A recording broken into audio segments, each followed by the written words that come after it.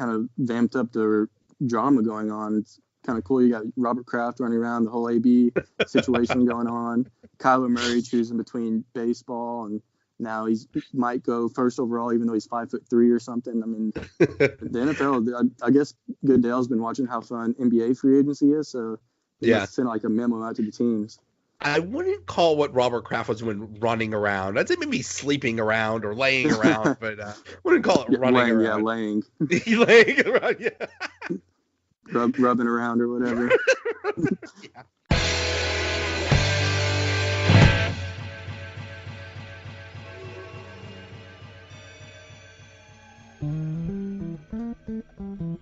The Donut Bag is brought to you by SeatGeek. SeatGeek is the smart way to buy and resell tickets. It takes confusion out of buying tickets. They put a 0 to 10 score on each ticket to let you know if you're getting a good or bad deal. Use promo code DONUTBAG to get $20 off your first purchase. Go to SeatGeek.com or get the SeatGeek app. SeatGeek, life's an event. We have the tickets. What's going on, everybody? Welcome to another episode of the Donut Bag, part of the Pod Hub Network. In this episode, I continue my series of previewing the teams in the NL Central. This episode, I preview the Cincinnati Reds. I welcome back Aaron Slone. He is also the guy I discuss the Bengals with, so we talk a little football. The Donut Bag starts right now. All right, continuing my series on previewing the teams in the NL Central. Today, we concentrate on the Cincinnati Reds. With me, I welcome back Aaron Slone. He's at Aaron Slone on Twitter from aaronslone.com. How are you, sir? Welcome back. I'm doing great, Joe. Thanks for having me on. Before we get to the Reds, I just went on aaronslone.com, and you have a post from February that says, "I'm suing Buffalo Wild Wings." What happened? Oh, yeah. I'm going through everything. What happened is, I mean, the food going down is great. It's amazing. It's what happens afterwards. And I was tired of it and really took a toll on my body. So I'm going to have to. I'm putting together some like O.J. Simpson dream team lawyers right now. I'm going to probably bankrupt the whole corporation. Funny. I was just there today. Because me and basically every human within a 100-mile radius decided to go to Buffalo Wild Wings to catch the basketball games. Yeah, I'm not gonna lie. I went today too. I'm not gonna lie. Yeah, and I absolutely hate Buffalo Wild Wings. Oh my God. I guess I'm gonna lose the Buffalo. I could forget about Buffalo Wild Wings being a sponsor, but they are their food is terrible.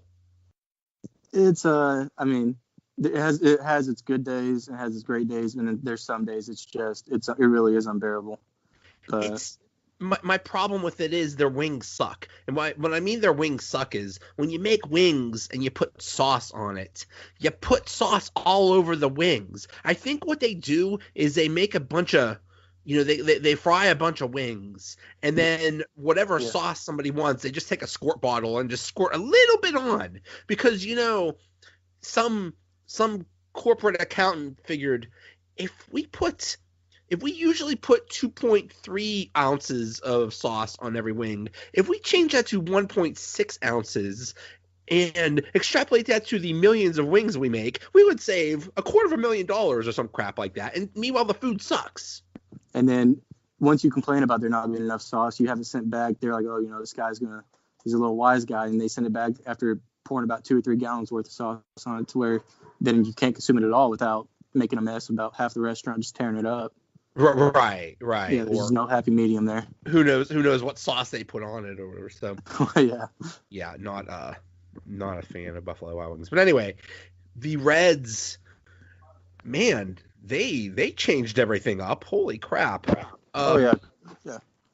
They only won 67 games last year, and they really had quite an offseason. Who all did they get? It started with getting rid of Homer Bailey and his contract, sending him to L.A., and then they cut him right away. And we got Kemp, he's owed $21 million this year, but he's at least a serviceable player. Picking up Yasiel Puig, who started off having a great career. He's kind of faded since then. Hopefully, a change of scene will help him kind of get a resurgence in his career. And Alex Wood, 27-year-old starting pitcher who's hopefully going to do a lot for us, probably somebody that we'll build around for the future too. And then signing Tanner Roark, or actually trading for Tanner Roark, we traded a relief pitcher for him, a young reliever for Roark, and he's looked great so far in spring training. There's only 1 year left on his contract. He's about 32, I think, 33 years old, but like I said, he's looking amazing in spring training right now. He's our 3 guy, I think, in our rotation.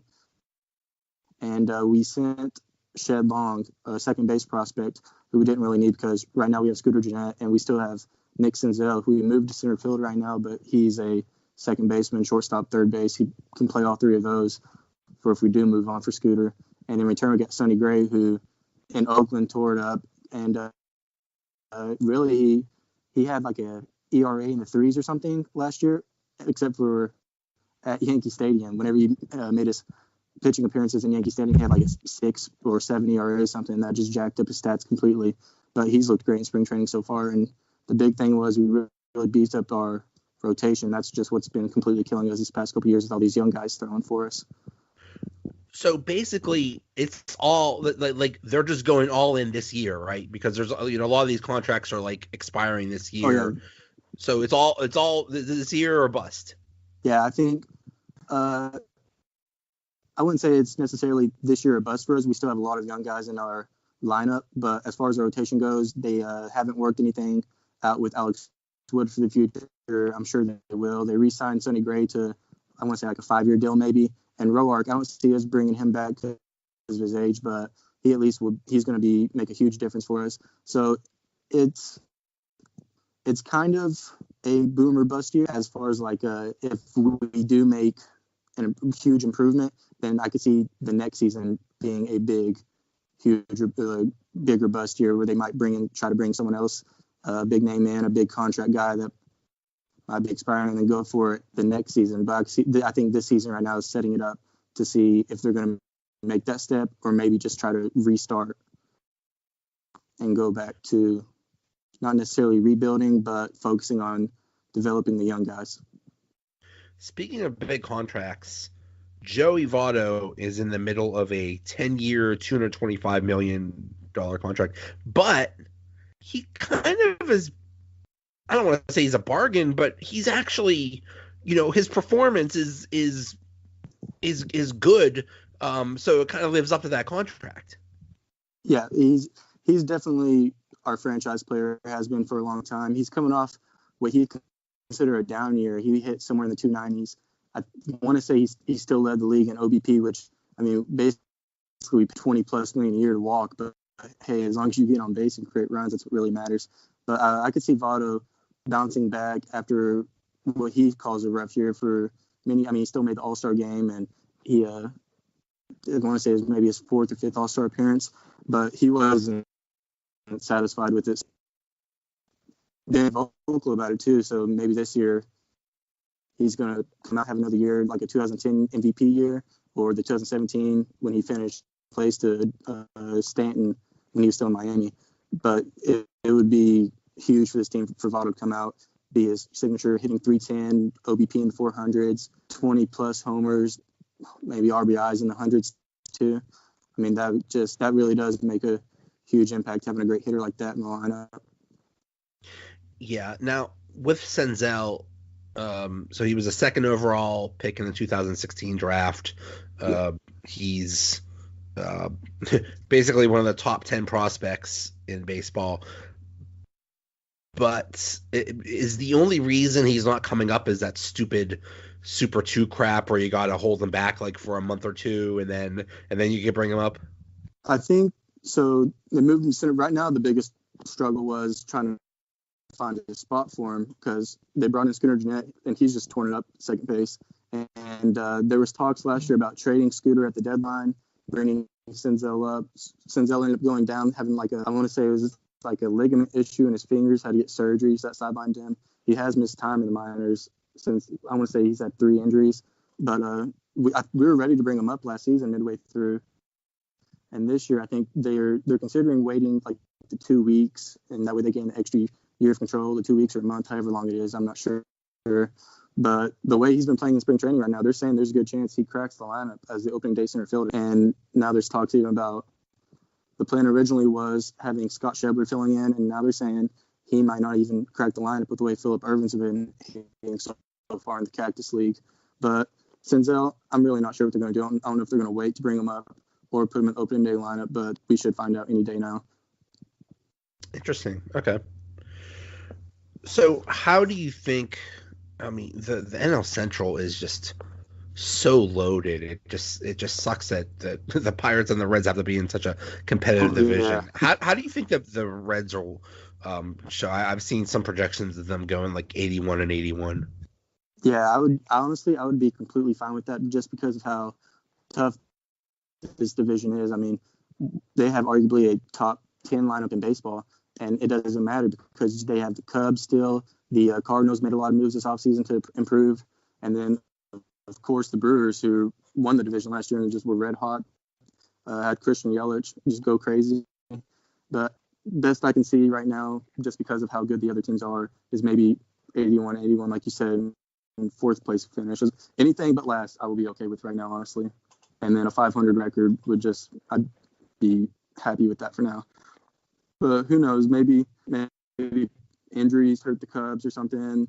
The Cardinals pickups, they don't pan out. Goldschmidt, maybe he doesn't work out with the Cardinals for some stupid reason. Probably, I mean, who knows? But yeah, fourth is, I would be happy with that. It's kind of like in semi-pro, the Flint Tropics playing for fourth place so they can get into the NBA merger. Everyone's chanting fourth place. Yeah. It is funny that they say on paper, all these things are supposed to happen, and usually the projections go right out the window. Actually, I'm looking at the batting projections. My goodness, I think basically everybody's projected to hit at least 20 or 30 home runs, which is amazing. I'm a Pirates fan, and we would dream of anything like that. We'll be lucky if we have one guy that hits 20 home runs. Yeah. Well, it helps. We definitely also get a bump in those projections too, playing in Great American Ballpark, one of the more hitter-friendly parks. So that really helps our lineup out a lot. Playing 81 games there, they're able to kind of boost the numbers up. Yeah. Hey, can we talk about the Bengals for a minute? Oh yeah, I mean, I'd rather talk about the Steelers. Let's talk about that. The dumpster fire is what it sounds like right now. The Steelers are better than any soap opera or reality show going on. I mean, they're amazing. Yeah, you got Big Ben fumbling the ball because he hates Todd Haley apparently, and Antonio Brown dyeing his mustache, demanding to get out of there. Le'Veon, he was already out of there. Le'Veon is the funniest because he gambled and lost. Like the Steelers made him a pretty good contract, and he said, "No, I'm sitting out the year." And then he gets a lesser contract from the Jets, and now to make himself look good, he's like, "Oh, well, I didn't come back because the Steelers they're not nice to me and they didn't treat me well." Like, shut up, dude! You threw away millions of dollars. I mean, it's hard to feel bad about a guy that ends up with like $25 million guaranteed. It's hard to say a guy like that lost, but he basically threw away like tens of millions of dollars. Like, I mean, he would have made like 14, 15 alone last year from the franchise tag. Exactly. And the Steelers offered him like a 5-year, $70 million contract, and now I think he signed for like 50 some million or something. Like, dude, whatever. He's crazy in the first place for thinking an NFL or a running back's going to get that kind of money in the NFL.